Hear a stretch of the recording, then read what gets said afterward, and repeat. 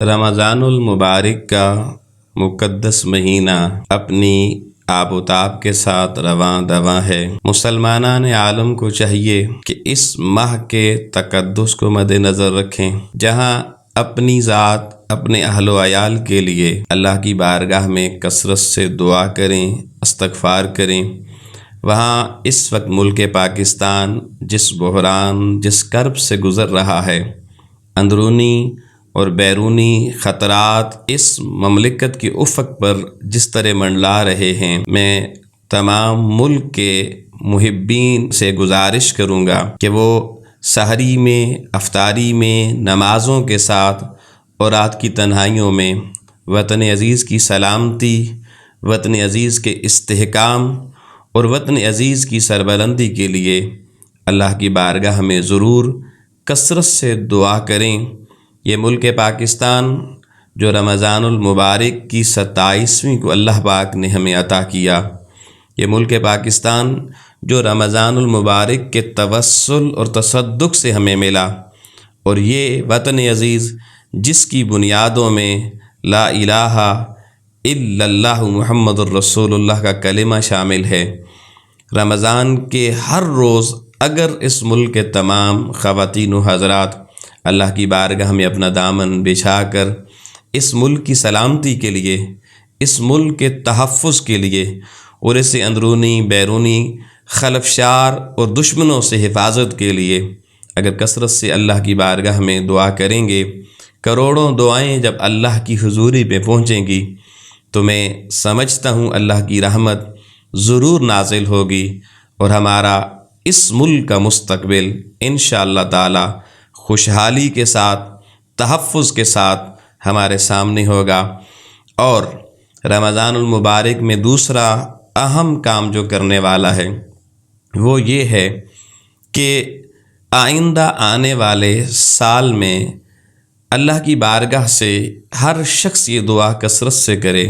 کہ ہماری زندگیوں میں حرام کے جتنے راستے ہیں، جو اللہ پاک رمضان کے مقدس مہینے کے صدقے کافی حد تک تو شیاطین کو قید کر کے بند کر دیتا ہے، کچھ تھوڑی محنت ہم کریں تو وہ پکے بند ہو سکتے ہیں، لیکن اگر ہم دامن اللہ کی بارگاہ میں پھیلا کر یہ عزم مصمم کریں، یہ تجدید عہد و وفا کریں کہ ہم اگلے رمضان تک اگر اللہ نے ہمیں زندگی دی، صحت دی، تو ہم انشاءاللہ ہر طرح کی حرام سے ہمیشہ بچنے کی بھرپور کوشش کریں گے۔ وہ حرام خوری ہو، وہ حرام کی کمائی ہو، یا وہ حرام کاری ہو، وہ آنکھوں سے حرام دیکھنا ہو، کانوں سے حرام سننا ہو، یا وجود کے کسی حصے سے حرام کی طرف بڑھنا ہو، اگر ہم اس رمضان کو باقاعدہ توجہ کے ساتھ، حسن نیت کے ساتھ اور پکے ارادے کے ساتھ اللہ کریم کی بارگاہ میں حرام کو اپنے وجود سے دور رکھنے کے لیے ہم دعا بھی کریں گے، کوشش بھی کریں گے، محنت بھی کریں گے، تو جب حرام ہماری زندگی سے نکلے گا اور حلال اور طیب ہماری زندگی کا حصہ بنے گا، تو میں یہ سمجھتا ہوں پھر دعائیں بھی قبول ہوں گی، عبادت اور ریاضت بھی قبول ہوگی، اور اللہ کے قرب اور اللہ کی معرفت کے راستے بھی ہمارے لیے بہت آسان ہو جائیں گے۔ تیسری اہم بات جو اس ماہ مقدس کے پیغام کے طور پر میں اپنے ناظرین سے کہنا چاہتا ہوں، وہ یہ کہ قرآن مجید فرقان حمید کی حقیقی وراثت و دولت جو اللہ نے ہمیں دی تھی، ہم اس سے مادی دنیا کی اندر اور مادی دنیا کی ہوس میں مصروف ہو کر بہت دور جا چکے ہیں۔ تو سامعین و ناظرین، کوشش کریں کہ صرف اس ماہ تک قرآن سے جڑنا نہیں ہے، بلکہ آئندہ آنے والے سال کے لیے بھی یہ عزم مصمم کریں، اور قرآن مجید کی روزانہ جتنی تلاوت ہو سکے آسانی سے وہ کریں، لیکن اس کے فہم کے لیے کوشش کریں کہ آپ پڑھیں کہ قرآن مجید ہمیں کیا کہہ رہا ہے، اس کا ترجمہ پڑھیں، اس کی تفسیر پڑھیں، اور ہو سکے تو علماء دین کے ساتھ رابطہ کر کے اس کی احکامات کو صحیح سمجھنے کے لیے تھوڑا محنت کریں۔ اگر ہم دنیا کے بازاروں کے بھاؤ تاؤ جاننا اپنے لیے لازمی سمجھتے ہیں۔ ہر وہ شخص جو ملازمت پیشہ ہے وہ بجٹ آنے سے پہلے انتظار کرتا ہے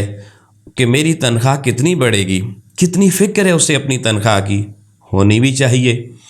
اور بازار کے بھاؤ تاؤ کا بھی پتہ ہونا چاہیے۔ میں یہ نہیں کہتا کہ ہم یہ کام چھوڑ دیں، مگر میرا ایک سوال ہے بھولے بھالے مسلمان بھائیوں سے کہ کیا اللہ کا قرآن اس بازار کے بھاؤ تاؤ،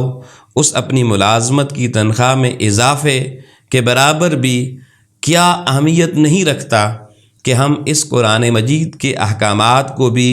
بازار کے بھاؤ تاؤ کی طرح جاننا شروع کر دیں؟ یقیناً کوئی کمپیریزن قرآن مجید کی تعلیمات کا دنیا کی کسی شے سے نہیں کیا جا سکتا، مگر ہائے غفلت، ہائے سستی اور ہائے کوتاہی کہ جس نے ہمیں نفس کا بندہ بنا کر، شیطان کے حملوں کا شکار کر کے اس قرآن مجید کے کریم ہونے، رحیم ہونے، اس قرآن مجید کے نورانی ہونے کی طرف سے ہمیں غافل کر دیا ہے۔ اگر آج ہم پھر قرآن عظیم کی طرف پلٹیں، اس قرآن مجید کو سمجھنا، اس قرآن مجید کا فہم حاصل کرنا اور اس قرآن مجید کی تعلیمات، اوامر و نہی کو اپنی زندگی کا، اپنے بچوں، اپنے گھر والوں کی زندگی کا حصہ بنانے کے لیے اگر ہم پرعزم ہو جائیں اور اس رمضان میں یہ تہیہ کر لیں کہ زندگی میں کوئی اور روزگار ملے یا نہ ملے، کوئی اور ہمیں بڑا عہدہ ملے یا نہ ملے، لیکن قرآنی تعلیمات سے ہم اپنے آپ کو ہر صورت بہرہ مند اور ہمکنار کریں گے، میں یقین سے کہہ سکتا ہوں اگر یہ 3 کام میرے مسلمان بھائی بہنیں اس رمضان میں ہر روز محنت کے ساتھ کرنا شروع کریں اور اللہ کریم کی بارگاہ سے اس کی اگر کثرت سے توفیق مانگیں، تو میں سمجھتا ہوں اللہ کریم کی ذات تو بڑی مہربان ہے، رمضان کی ہر رات وہ اس آسمان دنیا پر آ کر منادی کرتی ہے کہ ہے کوئی میرے راہ میں، میری بارگاہ میں دامن پھیلانے والا کہ اس کی جھولی کو میں اپنی رحمت، بخشش، مغفرت اور اس کے حلال کی کثرت سے بھر دوں۔ میں سمجھتا ہوں دیر ہمارے اس در پر آنے میں ہے، دیر ہمارے اللہ کی بارگاہ میں اپنی گردن اور جبین نیاز جھکانے میں ہے۔ بس دوستان محترم، احباب محترم، خواتین و حضرات، آئیے اس در کی طرف رجوع کریں اور اپنی جبین نیاز کو اللہ کی حضور جھکا کر یہ عہد کریں کہ یہ 3 چیزیں، یہ بھولا ہوا سبق ہم ضرور یاد کریں گے۔ میں یقین سے کہہ سکتا ہوں کہ اگر ہماری نوجوان نسل پرعزم ہو کر ان 3 چیزوں کو اڈاپٹ کرنے کے لیے وہ فکر مند ہو جائے، اللہ کریم کی ذات ہماری زندگی میں وہ عظیم انقلاب برپا کرے گی کہ جس انقلاب کی خوشبو اور تازگی دنیا کی رہتی زندگی میں، برزخ کی زندگی میں اور محشر کی زندگی میں انشاءاللہ تعالی ہمیں ضرور نفع اور حقیقی فائدہ پہنچائے گی۔ وآخر دعوانا ان الحمد للہ رب العالمین۔